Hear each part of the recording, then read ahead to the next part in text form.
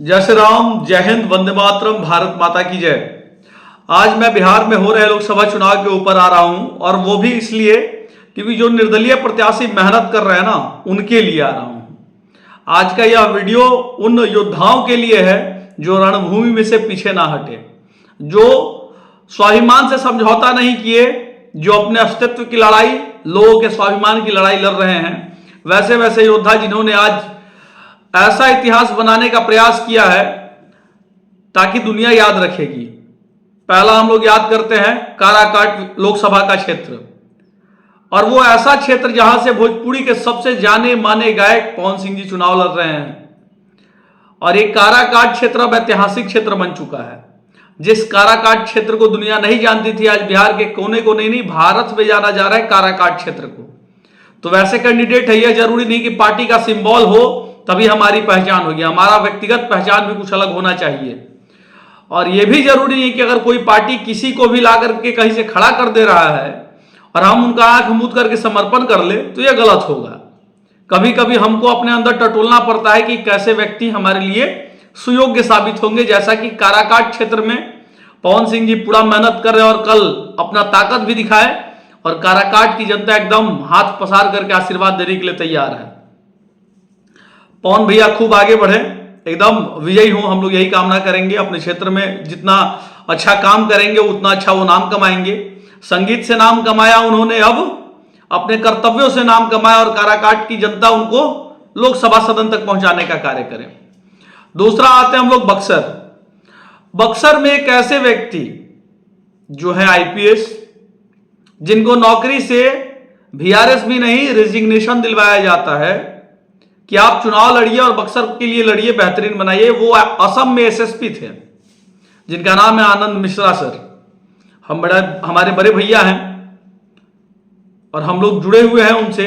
और बक्सर की जनता अगर वाकई में चाहती है कि आनंद मिश्रा जैसे योग्य व्यक्तियों को अपना बेटा बना करके सदन तक पहुंचाएं और पार्टी के मोहर से हट करके थोड़ा विचार करें कि आपके लिए कौन व्यक्ति कैसा रहेगा, बेहतर रहेगा, इस पे विचार करने योग्य बात है। अन्यथा वही होगा, सर पे थोप दिया जाएगा धब्बा और आप दौड़ते भटकते रह जाएंगे। क्योंकि आप तो मोदी जी को पहचान रहे हैं, तो कम से कम मोदी जी को पहचान रहे हैं तो बक्सर से विजयी बनाइए आनंद मिश्रा भैया को, और ताकत पूर्वक दिखाइए कि आनंद मिश्रा जी हम आपके साथ हैं और आपको सदन तक पहुंचाएंगे। और मोदी जी आपके समक्ष अगर आपको अपना बेटा बनाते हैं, आपका सेना में सम्मिलित करवाते हैं अपने, तो आप स्वेच्छा से शामिल होइए और मोदी जी का हाथ मजबूत करिए। ऐसा थोड़ी ही है, भारत से प्रेम करने वाले राष्ट्रभक्त हैं वो। बहुत लोग कहते हैं कि मोदी जी से जो अलग चुनाव लड़ रहा है वो राष्ट्रभक्त नहीं है। यह गलत बात है मेरे दोस्त, आप लोग गलत बात बोल रहे हैं। जिसने अपना सब चीज समर्पण कर दिया, जिसने अपना मतलब पेमेंट का भी नहीं सोचा, पेंशन का भी नहीं सोचा, डायरेक्ट रेजिग्नेशन, मतलब नौकरी खत्म, जीवन में कुछ नहीं बच गया उनके। और वो इंसान स्वाभिमान की लड़ाई लड़ रहे हैं, बक्सर के स्वाभिमान की लड़ाई, अपनी लड़ाई नहीं लड़ रहे हैं। उनको वीआरएस, उनको शौक नहीं था कि मैं चुनाव लड़ूं। उनको बुलाया गया कि आप चुनाव लड़िए, और उसके बाद उनको टिकट नहीं मिला। तो हम लोगों का फर्ज बनता है कि छल भरे कृतित्व का बदला लें और सदन तक पहुंचाए आनंद मिश्रा भैया को। और बक्सर से सुयोग्य उम्मीदवार है आनंद मिश्रा भैया, इनको आगे पहुंचा करके हम लोग को विजयी बनाना है, यह कामना करते हैं।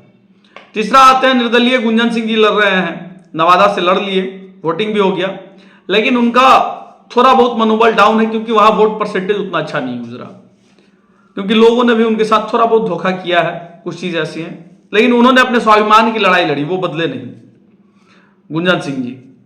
और आते हैं निर्दलीय में लड़ने वाले, बेतिया से, चंपारण क्षेत्र से लड़ने वाले मनीष कश्यप जी थे, जो रातों रात सेट कर दिया। अब इनका भी खत्म हो गया, वहां से भाजपा लड़ रहे हैं। तो मतलब लड़ने वाले व्यक्ति जो थे वो लड़ाई लड़ रहे हैं, जिनको पीछे हटना था वो पीछे हट गए। तो कम से कम निर्दलीय प्रत्याशी जो भी अपने स्वाभिमान की लड़ाई लड़ रहे हैं, समाज के स्वाभिमान की लड़ाई लड़ रहे हैं, क्षेत्र के स्वाभिमान की लड़ाई लड़ रहे हैं, उनका साथ दीजिए आप सभी। हम यही प्रार्थना करेंगे, क्योंकि अगर अच्छे सुयोग्य उम्मीदवार को आप लोग आगे नहीं बढ़ाएंगे तो फिर वही होगा, पार्टी के नाम पे किसी को थोप दिया जाएगा, आप झंडा धोते रहिए, यही होगा।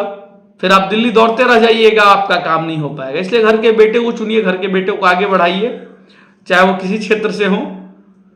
गायकी क्षेत्र से हो, नायक हो, पुलिस पदाधिकारी हो, अगर अच्छे कर्म कर रहे हैं आपके बीच में तो उनका साथ दीजिए। बाकी इस वीडियो के माध्यम से जो संदेश देना था आप सब समझ रहे हैं।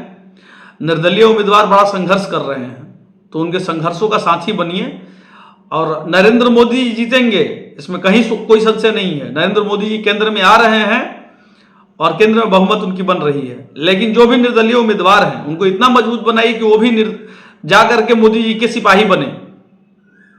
जिताएंगे तब तो लगेगा ना मोदी जी को कि चलो मैंने टिकट नहीं दिया फिर भी ये निर्दलीय जीत करके हमारा हाथ मजबूत करने आए हैं, तो मोदी जी भी स्वाभिमानी व्यक्तियों का सम्मान करेंगे। बाकी निर्णय आप सभी को लेना है। जय श्री राम, जय हिंद, वंदे मातरम, भारत माता की जय।